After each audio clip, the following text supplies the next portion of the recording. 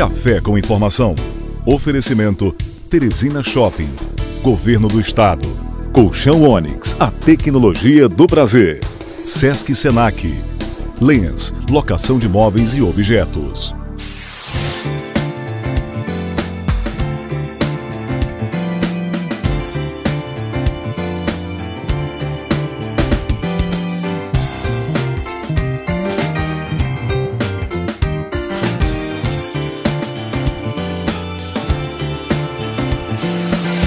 Café com informação. Apresentação: Arimateia Azevedo. O cantor Lulu Santos tem uma modinha, tem uma música cuja letra diz: daqui pra frente tudo será diferente. Vamos ver, vamos acreditar nisso, que daqui pra frente, por conta desse rolo compressor, desse rodo que a Operação Lava Jato está fazendo no meio político, na vida da vida pública brasileira, tudo será diferente. Será diferente o modo de atuar do político, será diferente a forma de fazer campanha eleitoral. Vamos torcer que daqui para frente tudo será diferente. Diferente na gestão pública, diferente no fazer política, diferente de se fazer campanha eleitoral. É com o procurador da República, que está na função de procurador eleitoral, Israel Gonçalves, com quem iremos conversar sobre esse assunto. Que é um tema bom, tema dominante. É o tema que envolve o piauiense de janeiro a janeiro. Se costuma dizer que nem bem termina a eleição para governador e nem bem o eleito toma posse, já se vai discutir a eleição municipal. Então se vem discutindo essa eleição municipal desde a posse do governador Wellington Dias. Procurador, quais são as estratégias do Ministério Público Eleitoral diante de toda essa situação que se vive hoje no país, de descrédito dos políticos, e quais são realmente essas estratégias do Ministério Público Eleitoral com relação à próxima eleição municipal? Então, nessas eleições municipais de 2016, o Ministério Público estará atento a vários setores, dentro do processo eleitoral. Primeiramente, vamos ter uma maior atividade quando do registro de candidatura para se averiguar exatamente esses pretensos candidatos, se eles se adequam à legislação eleitoral, principalmente naquele conceito de ficha limpa. Então, vamos ter uma atuação bastante intensiva para evitar que candidatos que sejam condenados por atos criminosos como de corrupção, de improbidade administrativa, de forma a evitar que eles venham a ser candidatos.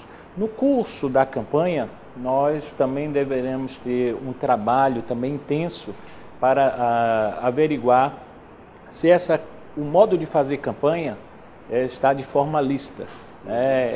Seja tanto quanto a captação ilícita de votos, examinar se os candidatos estão naquela conhecida compra de votos. É necessário se combater, é a chamada captação ilícita de sufrágio, captação, exatamente, ilícita de sufrágio, também conhecida como corrupção eleitoral. Então a gente tem que combater isso durante toda a campanha.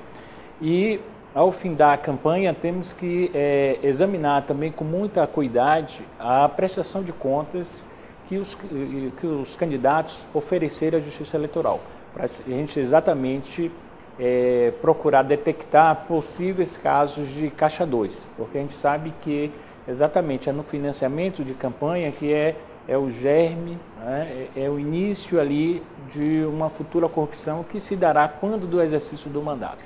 Essa questão exatamente de caixa 2, essa é a grande preocupação com relação a essa eleição, uma vez que a nova legislação já não permite mais a doação de campanha por empresas, pessoas jurídicas. Exatamente. E é natural que o sistema político tente ir atrás de novas fontes de captação. Então, uma vez vedada, que as pessoas jurídicas façam esse tipo de doação, então é necessário a gente se voltar a uma atenção bastante específica para o comportamento das pessoas físicas que vierem a doar. Inclusive, o Ministério Público Eleitoral está se apropriando de softwares, né, que serão necessários para fazer um certo batimento entre o CPF dos doadores e com cadastros, né, de bancos de dados que temos, para saber exatamente se essa pessoa que faz doação tem a capacidade. Que ferramenta que o MPF tem agora exatamente para permitir essa identificação da prática do Caixa 2? Exatamente. A gente tem o chamado sistema Sisconta. O Sisconta, ele vai servir para duas situações específicas ao Ministério Público. Vai servir tanto no momento do registro de candidatura, que o Sisconta irá lançar um aviso ao promotor eleitoral de que o nome daquele determinado candidato consta de um banco de dados já formado. Então, um banco de dados que informe que ele tem alguma condenação criminal ou que ele tem alguma condenação pela Justiça Eleitoral. Então, enfim, que aquele determinado candidato tem uma das inelegibilidades previstas na Lei Complementar 64 de 1990. Essa é uma primeira parte do chamado Sisconta. A outra parte do Sisconta vai servir quando do exame da prestação de contas. Por quê? Toda pessoa física que doar tem que ser informado do CPF. Então, o Ministério Público terá informação a esse número do CPF e, fazendo um batimento com dados que o Ministério Público Federal tem. Questão de imposto de renda dele. Sobre, exatamente, com a receita, o cadastro único tipo do Bolsa Família, né? Outros tipos de cadastros, como do CAGED, que é o cadastro sobre pessoas que têm carteira assinada. Então, é um conglomerado de informações para se tentar averiguar se aquela pessoa tem a capacidade financeira de doar. Só dar um exemplo aqui. Então, determinado CPF está vinculado a uma pessoa que é beneficiária do Bolsa Família. Então, o Ministério Público vai ter aquela informação e vai ver se aquela doação que ele fez um político é compatível. Então, se uma pessoa beneficiária do Bolsa Família faz uma doação de R$20 mil, logo há algo estranho aí. Então, isso acende, né, a luzinha vermelha para que o promotor exatamente tenha uma atenção específica com aquela prestação de conta daquele candidato.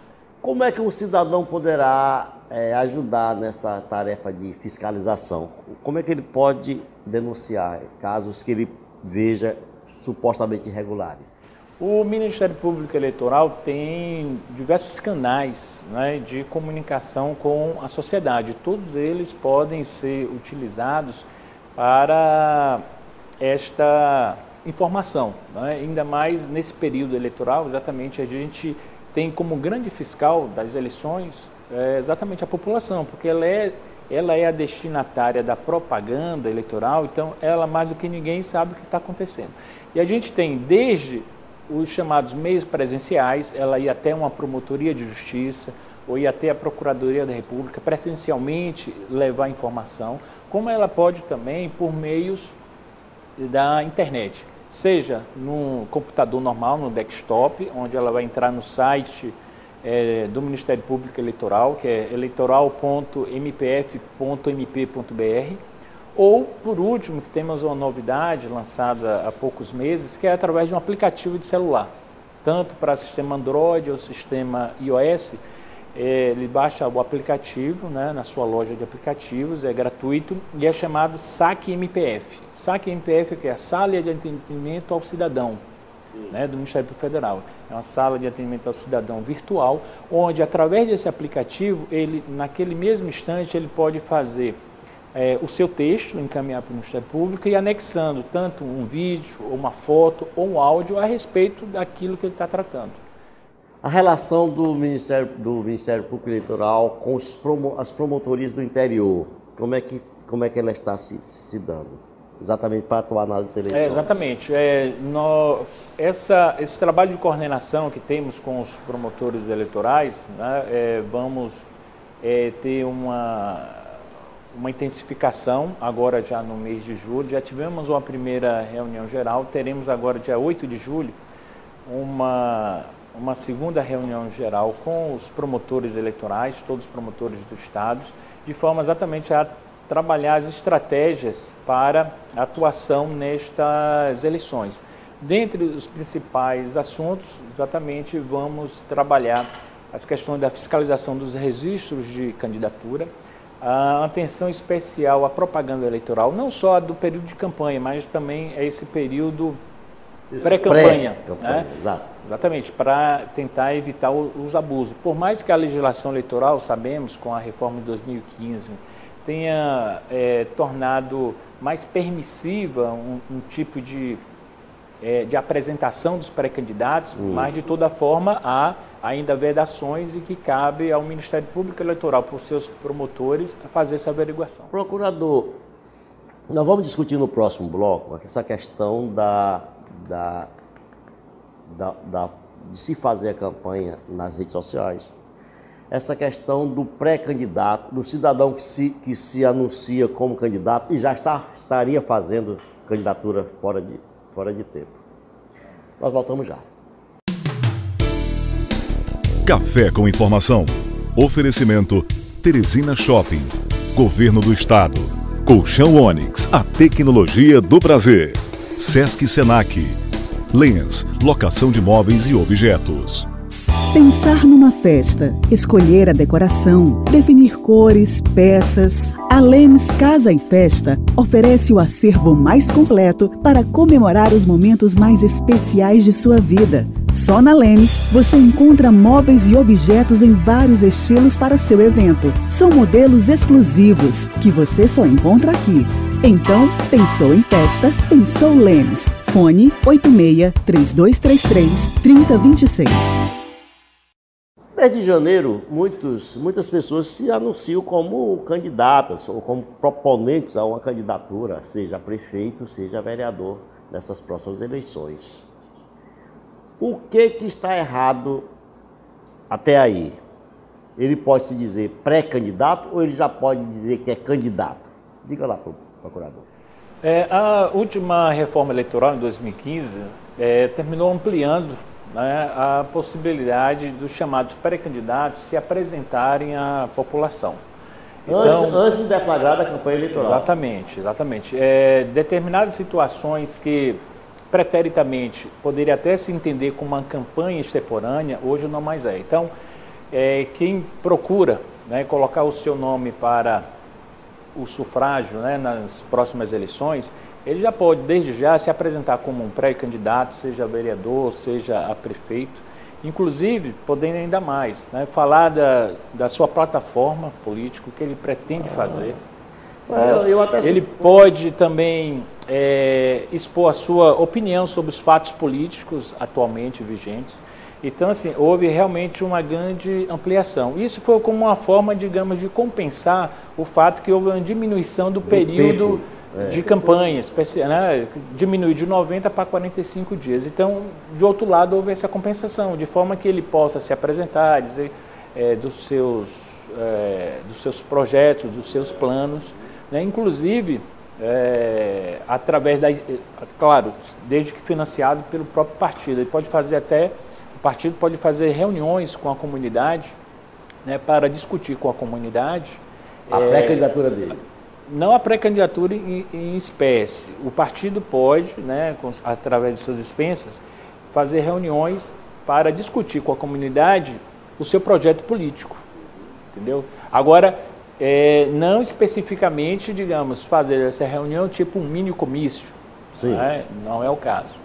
Não, que eu até na minha coluna desses dias eu coloquei que o delegado Ferreira, Eduardo Ferreira, que é delegado hoje em Luiz Correia, ele já está com a propaganda dele nas redes sociais. Ele dizendo que é o Duduzão Vassourão, quer fazer a campanha para fazer uma limpeza em Luiz Correia. Isso pode já?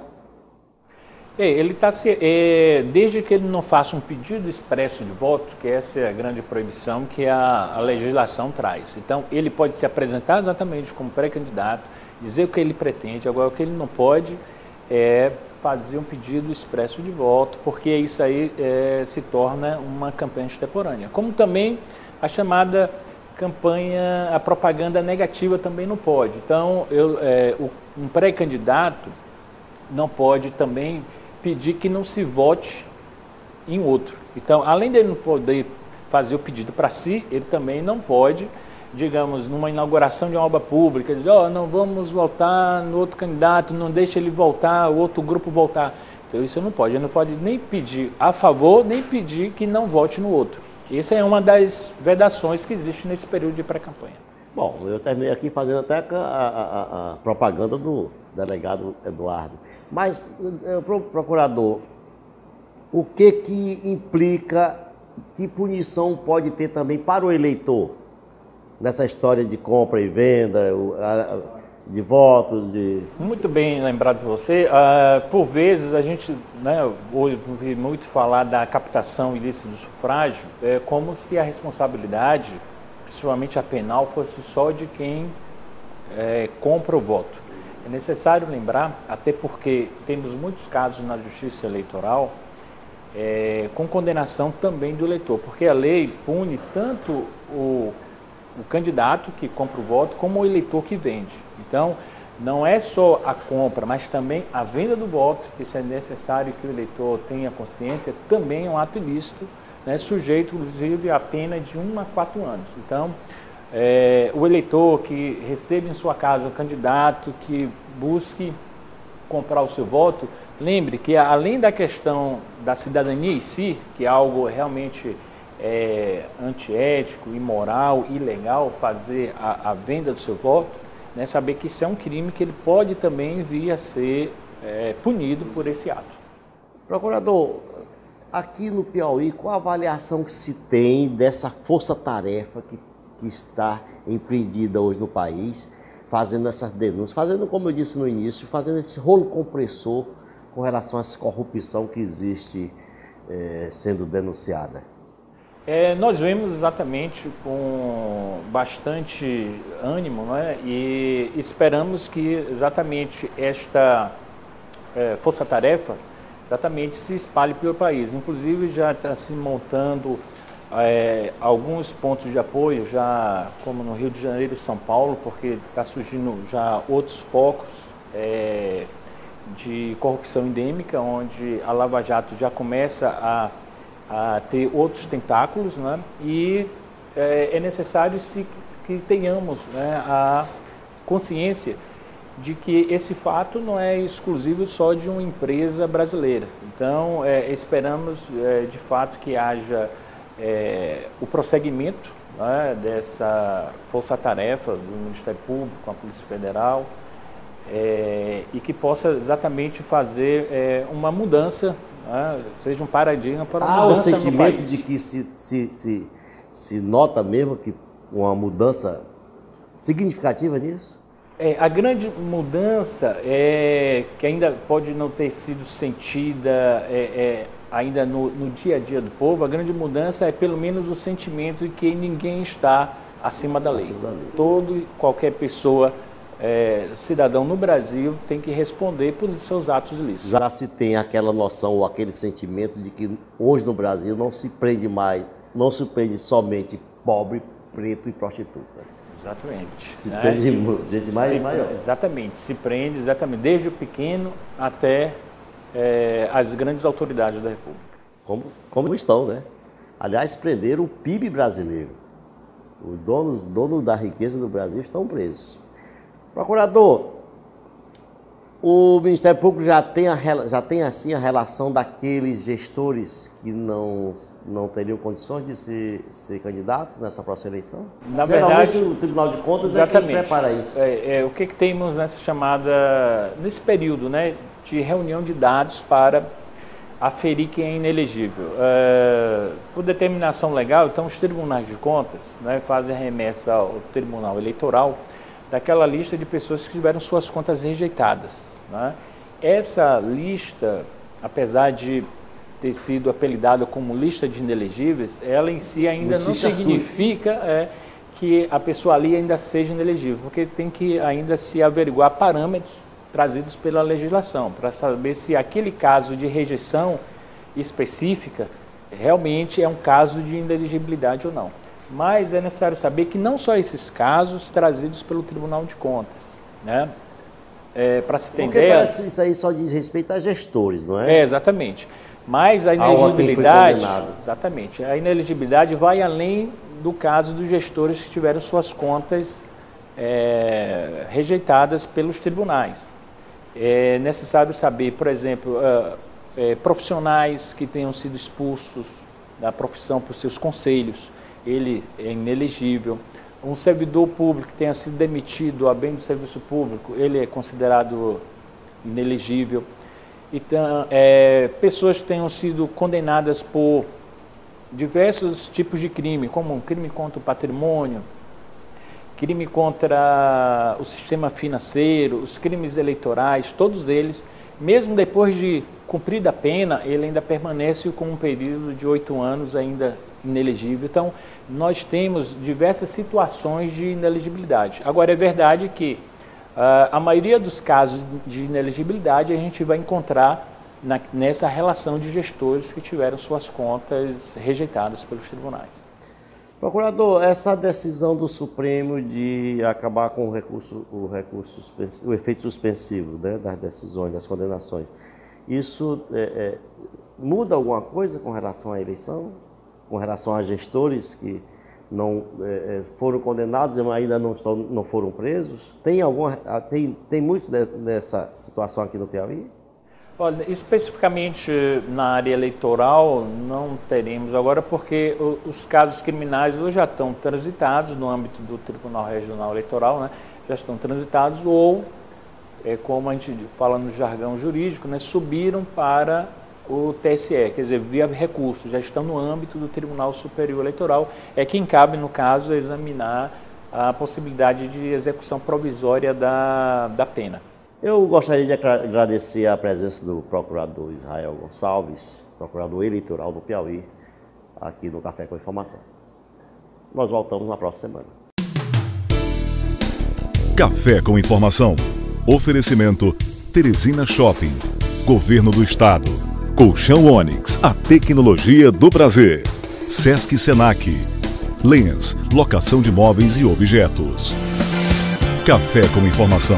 Apresentação: Arimateia Azevedo.